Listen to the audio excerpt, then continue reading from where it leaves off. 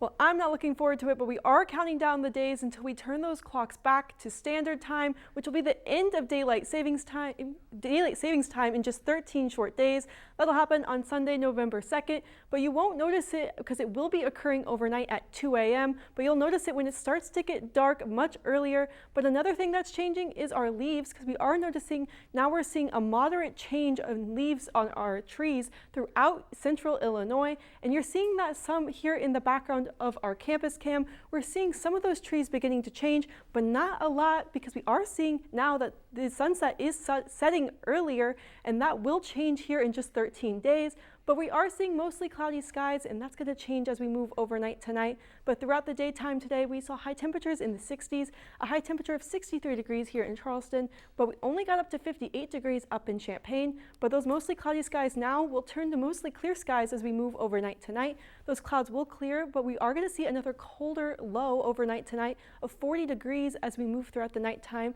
And along with that, we're going to see the winds that we saw today continue overnight tonight, with winds blowing out of the west at 10 to 15 miles per hour. And those stronger winds are going to be the story for tomorrow as well. But first, we're seeing those clouds beginning to clear as we move overnight tonight. Eventually into tomorrow morning, we're going to be left with mostly clear skies, and those mostly clear skies will stay with us for the entire daytime tomorrow.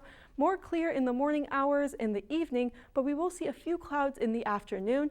But also in the afternoon, we're going to be seeing winds begin to pick up, winds blowing out of the west at 15 to 20 miles per hour as we move throughout the afternoon hours tomorrow, eventually dying down by the evening, just blowing out of the west at 5 to 10. But those winds will contribute to our temperatures feeling much colder tomorrow, with high temperature of 57 degrees tomorrow. So it's definitely going to feel like fall as we move throughout our Wednesday. But we're going to see those mostly clear skies throughout the entire daytime tomorrow, just a few clouds moving in and out of the area. But by the evening, we are going to see those clear skies return. But the story for tomorrow is going to be our winds. We're going to be seeing winds gusting out of the west up to 30 miles per hour.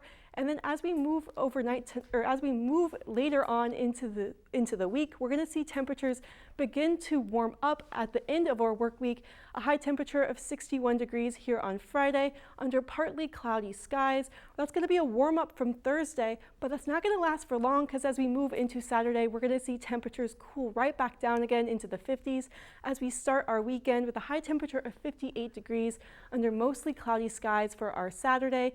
Eventually, as we move forward, we're going to see kind of a roller coaster of temperatures. We're going to see them warm up for our Friday, cooling down once again as we start our weekend with a high temperature of 58, but temperatures are going to warm back up into the 70s as we finish off our weekend, a high temperature of 73 degrees on Sunday. Eventually by next work week, we're going to see a high temperature of 62 degrees on Monday. That cool down is partially due to the rain showers that are possible on Monday, but the real possibility for rain will be on Tuesday, where we'll see widespread rainfall eventually with a high temperature of 72 degrees.